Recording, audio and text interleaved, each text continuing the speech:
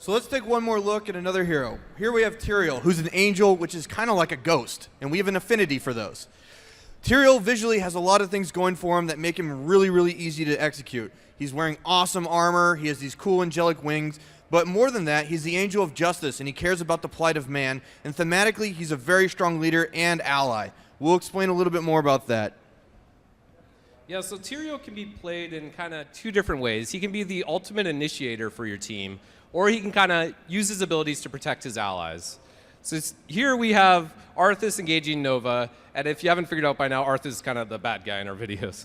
So normally this is not a fight that Nova wants to be in. She doesn't want to melee with Arthas, but Tyrael can use his Blessing of Sacrifice, and now all the damage dealt to Nova is being redirected to Tyrael.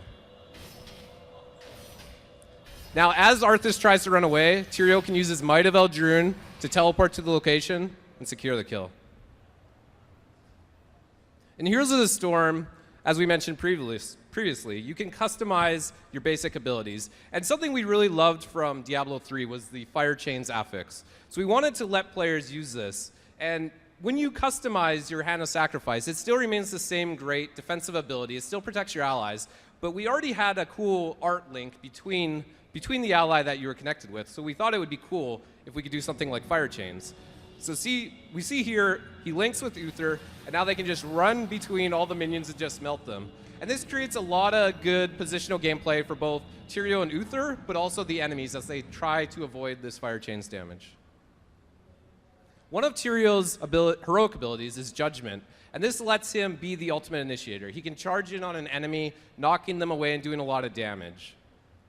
So we're going to look at like that in action. Again, Arthas, bad guy. And he's gonna fight Nova, but he's a little bit smarter this time. He brought an allied Illidan with him. So this is a really bad situation for Nova to be in. She does not want to fight these two heroes. Tyrael can use Judgment to quickly rush in on Illidan, knocking both enemies away, and he kind of puts Illidan into a bad position. Illidan quickly goes down. He can use his Might of Eldrune to teleport on top of Arthas and continue the chase. It looks like Arthas is probably going to go down there. He did die.